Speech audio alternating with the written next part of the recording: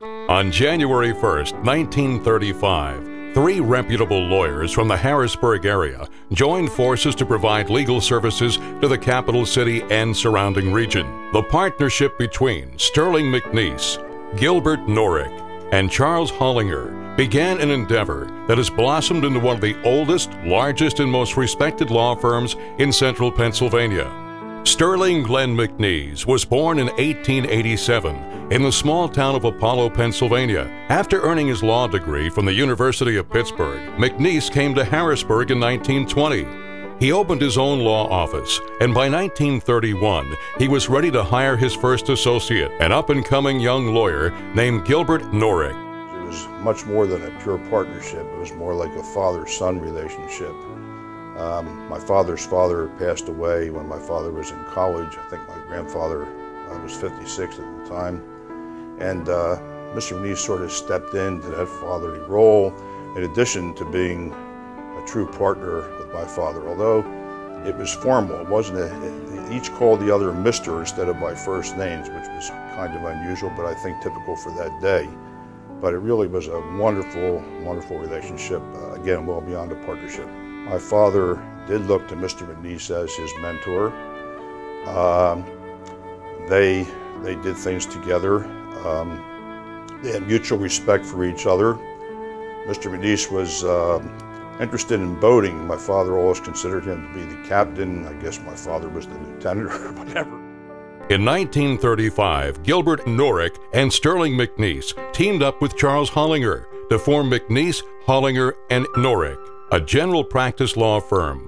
Its offices were situated in the newly built Payne Shoemaker Building at 3rd and Pine Streets in Harrisburg. The partners built their client base handshake by handshake, making personal connections with people from all walks of life.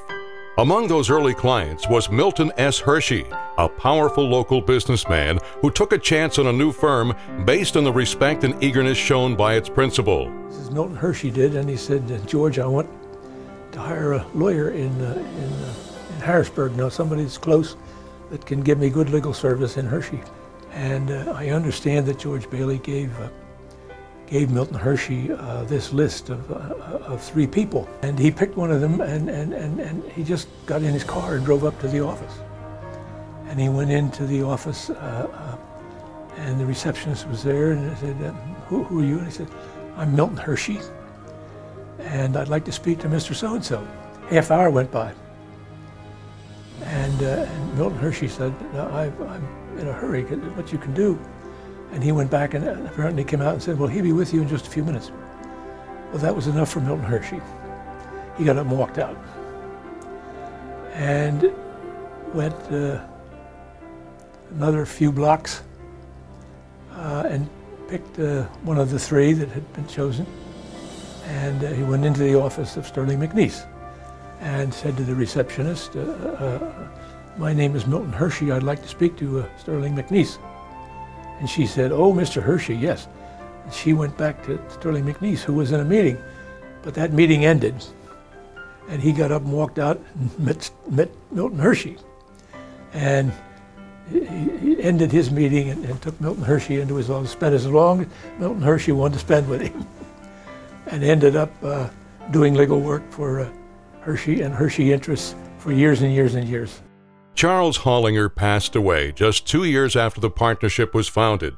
The firm carried its original name until 1942, when McNees and Nurick engaged Harrisburg lawyer David Wallace. The renamed McNees, Wallace, and Nurick steadily grew its ranks of lawyers and its impeccable reputation, bolstered by decades of putting clients first, strengthening the community, and cultivating a culture of respect among its associates. In 1950, McNees, Wallace, and Nurick was the biggest law firm based in central Pennsylvania, yet the staff remained relatively small, with 6 partners and 5 associates. McNees, Wallace, and Nurick moved its offices 3 times in its first 32 years, finally settling at its present location at 100 Pine Street, where it was at first a tenant, leasing just the 8th and half of the 9th floors from the building's owner, Blue Cross. Upon Nurick's retirement in 1971, Sam Schreckengost became the firm's first managing partner.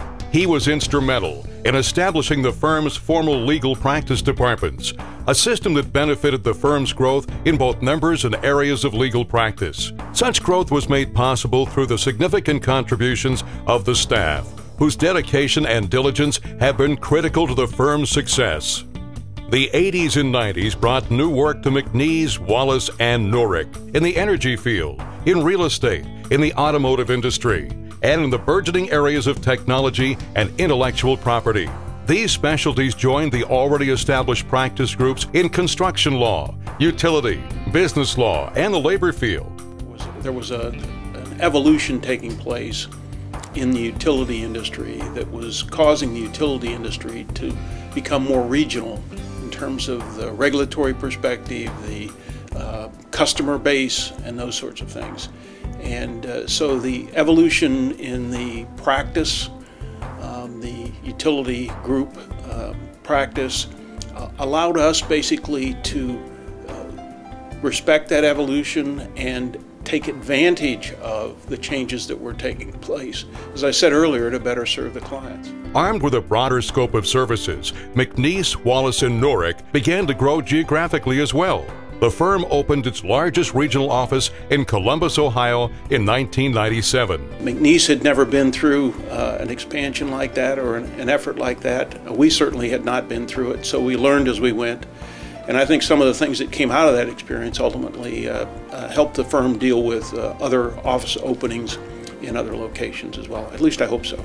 Additional regional offices were opened in Washington, D.C. in 1996, Hazleton, Pennsylvania in 1998, State College, Pennsylvania in 2002, and Lancaster, Pennsylvania in 2004. But above its physical presence or broad scope of capabilities, McNees, Wallace, and Nurick had augmented its dedication and service to the community. Quietly and without fanfare, attorneys and staff have given their time and talents graciously and generously to further the goals of countless organizations and boards. Whether through the community or the profession, or both, some of Harrisburg's brightest gems have on their foundations the fingerprints of this law firm. Every year, the firm presents a deserving McNees, Wallace, and Nurick attorney with the Gary Yankowski Award for demonstrating a commitment to client service, the community, and the firm. Named for the former associate who died unexpectedly at age 35. The award honors Gary's professional principles and selfless commitment to helping others. When we established the Gary Yankowski Award, we felt that we wanted to honor one individual from the firm every year that exemplified the way Gary lived his life and approached his practice. So what that meant was we had to find a person every year that was dedicated to the community, dedicated to marketing their practice, and still being just a wonderful person throughout the firm. And it's considered a great honor for anyone that gets that award. And in 2010, in celebration of the firm's 75th anniversary, the importance of community service was heralded in an unprecedented way as attorneys and staff dedicated themselves to assisting a different organization each month. The giving campaign that we embarked on this year has been wonderfully successful. The staff at the firm has participated in hugely significant ways with their time and their resources. The attorneys have participated, and we hope that the activities have benefited the community in the way they were intended. One of the other benefits of our 12-month giving campaign has been the wonderful impact on the morale of the firm. The staff has participated side by side with the attorneys and have appreciated that the attorneys have gotten their hands dirty in building a Habitat for Humanity or cleaning up a Boy Scout or Girl Scout camp.